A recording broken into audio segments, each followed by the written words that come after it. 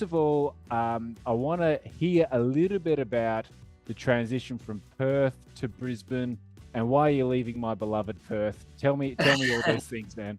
Yeah, it was definitely hard leaving Perth. Yeah, I love WA, hence writing songs about it and traveling it all the last few years. Quite got my whole life really. Was born there.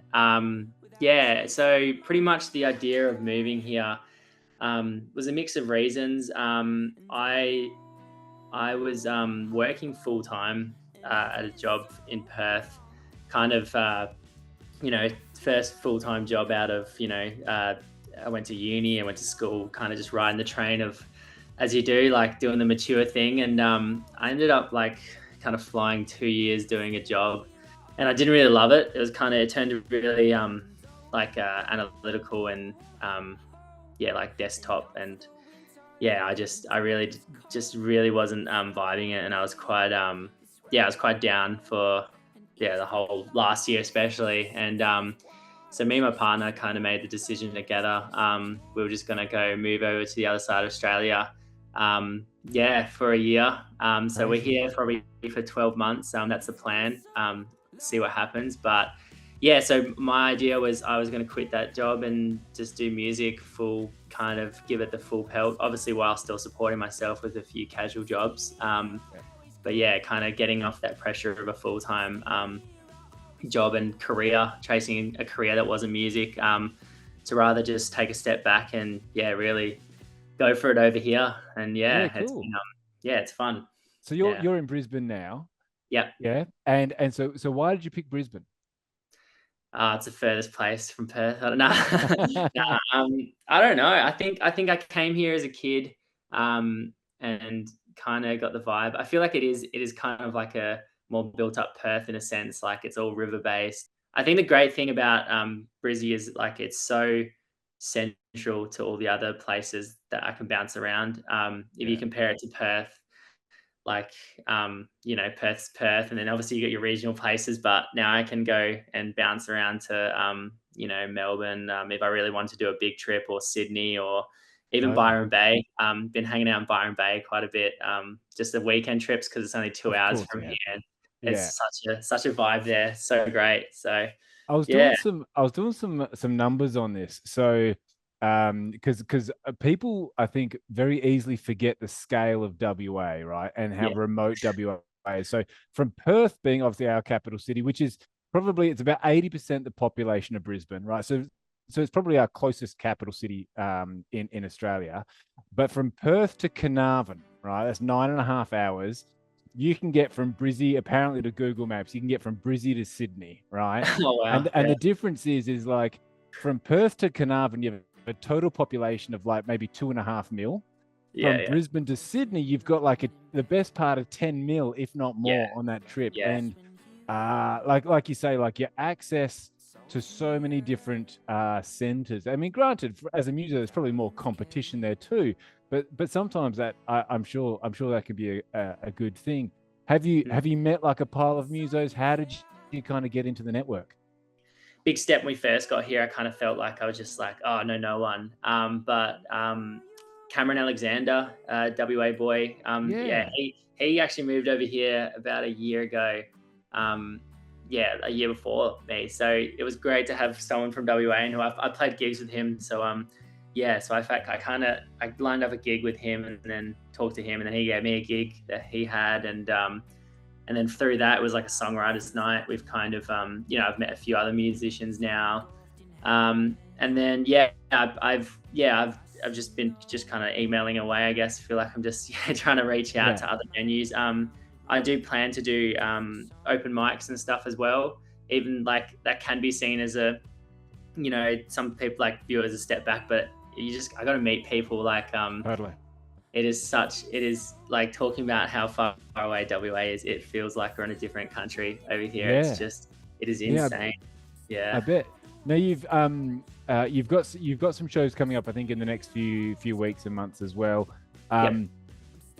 When you approach a new venue, because like you said, you're in a totally different part of the world, what's your pitch? Like in a summary point, how do you pitch that first email, that first contact? What does that look like for you to approach a venue? Oh God, I find it different and difficult every time. Like, I guess it's just in a funny way, it was kind of good being from WA because you can kind of oversell yourself, and there's no. Yeah. I feel They can't like prove you wrong. as Yeah. bad as that sounds, like you can really totally sell yourself, and there's no real like connections to Yeah. Perth. Like, I mean, when I was emailing, venues in WA, I felt like, that they could see which other places, and but like, oh yeah, I'm decent in WA, so can I have a gig kind of thing. I guess that's just kind of being friendly as I can, just with their email and just saying like, oh yeah, here's some of my music, and then yeah, I guess like whatever reaction they kind of go. The thing about emailing is I just find you just gotta spray it because you're not gonna get some replies sometimes, and it is Totally. it is what it is. Yeah. And you mentioned there, like you are decent in WA. You had a 459 gig Mm. at the Rosemount. That was, I think, for the West Coast single. I think if I remember rightly. Yeah. I've seen a number of other content about your shows over here. How does it go? How do you kind of, I guess, deal with going from that network and a crowd engagement, and having that doing those gigs with that energy, to Yeah. being like fresh cut, you're fresh meat Yeah. over there, and trying to win hearts and minds. Yeah, definitely. It definitely humbled me really quick. Like really set me back in a way. Just really kind of makes me focus on like, okay, well, how can I really, attract people over here? Like, and I think it just comes down to I've just got to showcase my songs again. That's why I'm trying to pick a lot of the songwriting nights, which are more the intimate kind of scene, where I can, discuss and talk about my songwriting. I've had, good friends and family and parts of that in WA, but yeah, it's kind of like a new adventure, and I'm kind of keen to just dive into it. Also, I another thing being over here is the busking scene seems Yeah, quite bigger. So I kind of had my first busk. It was a bus, but it wasn't in Brisbane city. Like, it was organized by the council and everything. It wasn't. I didn't just rock up, but yeah, it was great, and I think that kind of puts me in a good space of like, yeah, because that's instant. Like, you're getting instant kind of feedback of um yeah. people like your stuff. So Yeah, yeah, it was interesting. So I was chatting with Gordian last year. He's an East Coast boy, and he was really good to share some information about the busking scene. And he was like, the number of people that would come to a show because they had seen him busking. oh, that's And awesome. you look about like Dreg's story as well, similar sort of thing. Like, and that's something that I feel like we don't have in WA, or is that just Yeah. me being ignorant? No, I totally agree. I just yeah, I totally agree. Like, I think I don't know. I can't imagine like a Byron Bay of busking, like, the checking it out here. I can't imagine that in WA much, not at all. Like, I think I don't know if there's just too many like kind of rules against it, or people just there hasn't really been. Probably Yeah, it's WA probably snobs. yeah, exactly. Yeah. So I think we should just like organize everyone to just start busking everywhere, and just Yeah, let them deal yeah, with it. Yeah, totally. just go in Did you? Scarborough or something. Yeah. Yeah, exactly. Yeah. Did you feel like you had to elevate your skills, or elevate your how you went about your music, or become a better player because you're competing as a newbie in town? Yeah, for sure. And again, that's a whole part of the process that I'm still in right now. I was playing with a drummer in Perth, and even that, I feel like yeah, when you've got a big loud drum behind you, it doesn't really matter if you stuff up a chord Yeah, on acoustic guitar sometimes, and especially if you've got the engagement in the crowd with you. So now I've become solo again. I've just been day by day kind of trying to improve. Getting my solo game cleaner. Getting on the stomp box, just nicer, cleaner playing guitar, and and it's kind of fun. I feel like kind of like I'm a kid again, rather than just getting complacent with the drummer behind me. It's kind of like, all right, sweet, like, and again, back to the whole humbling me. It's like, all right, well, I've got a lot to work on, and I'm keen to kind of go through that process, and yeah, definitely. That's cool. Yeah. And so you're there for 12 months. How do you define at the end of 12 months whether the trip was worthwhile or not? Yeah. So I guess it's all about how I see time. I guess the time spent is the big thing. So I guess when I was working this job, I did it's easy to complain saying, oh, I've got no time to do this, do that, and then now that I've got the time, it's like kind of like, oh, well, I've got no excuses now. So I've kind of it's kind of like a funny little mental thing I've got on myself. So I guess it's just, if I'm utilizing my time as much in terms of booking gigs, cleaning up, promoting myself online, I guess, all the admin side, like all the admin side of music, as well as utilizing my time to practice and get my craft, in regards to songwriting, to playing guitar, like we just discussed then, and tightening everything up. And I guess I've got some goals, and gigs, and just performing as much as I can. So I guess after 12 months, if I see some growth, then I'll be happy. Yeah. Now, West Coast is by far your certainly on Spotify, your most successful, most traction engaged track. Is it your favorite track?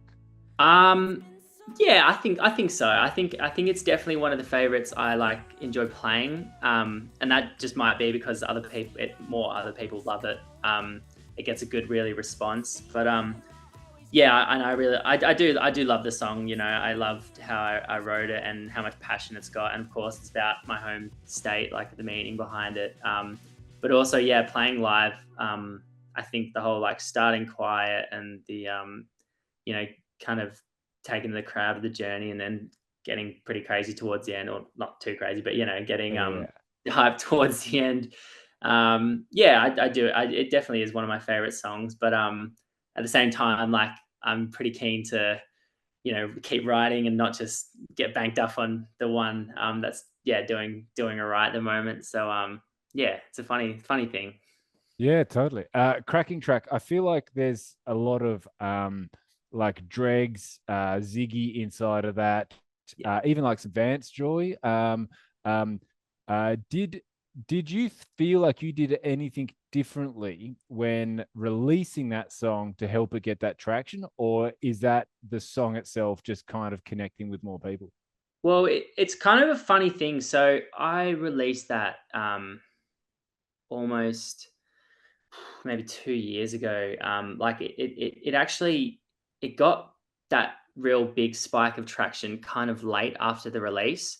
And so I guess the initial late release was, it was great in the sense of, we had the single launch, we had I promoted it quite a bit before it, and also people who had been coming to my gigs before it, they knew the song. I've been playing it for a little bit before I actually released it. So they're quite familiar, and it was always like, oh, play West Coast.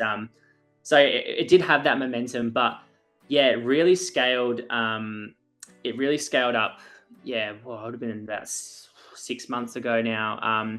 When I guess I kind of just mucked around on TikTok. I saw that. I Yeah, saw that. yeah. It's funny. It's so fun. I did that gig with Cameron Alexander a couple of weeks now, and of course he was actually introducing the artist before it came out. So of course he says, "Oh yeah, Ben Lunt, he went semi-viral on TikTok," and I was just like, "Oh, that is not what I wanted as an intro for sure."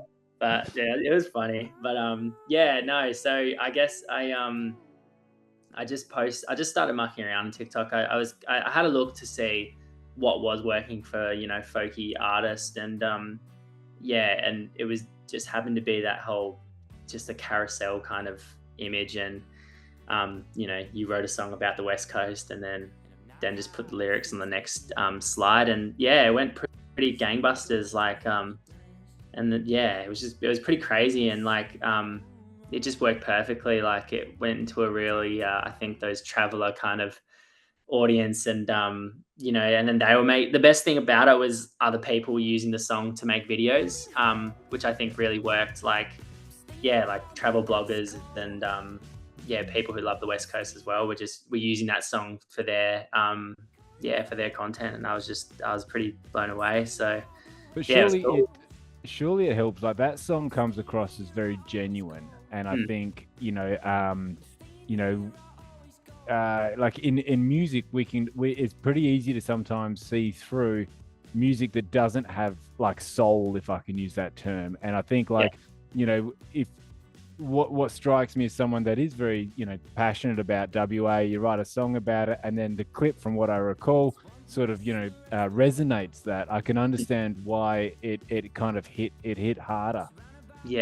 And why it connected with people is because of that sincerity. And I mean even back to that, those clips were taken from me traveling up north during the winter, and that's where all the lyrics and kind of stuff are all tied in. So it was written on the road, and partly as well. So it was just there wasn't any kind of faking it, I guess. No, it's great. It's absolutely great. And speaking of like success, you finish a gig. How do you define within yourself whether it was a good gig or bad gig? Do you self-reflect? And what drives your success? Is it the crowd engagement? Is it the quality of sound? Is it how well you played? Like, how do you reflect on a gig as to whether it was good, bad, ugly? I think it is mostly like I do reflections, and it can be multiple different things after a gig. But I think the most important, just from previous gigs that went well, gigs that didn't go well, I think it is on the crowd engagement. I think it is in that when I'm in that kind of flow state, and I'm really kind of connected to the crowd, and then I come off like super high of just adrenaline. I'm sure you've had the same, it's kind of like out of body. And I think that is that was a good gig, kind of for me.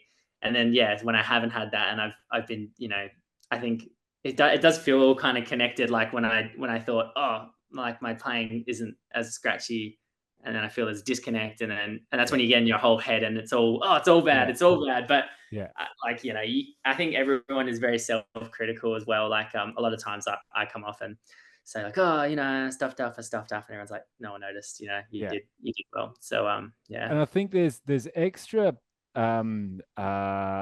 there's extra happiness, I think, when you can achieve that energy from a crowd when it's your songs, right? And I'm sure you've done cover gigs and played covers, and covers are so much easier to connect with people, but to some degree I find them sometimes a little bit soulless too, because it's not your song. You put your influence on it, but when you you have those moments, and I find them priceless. I mean, for me, they're few and far between, but they're still priceless.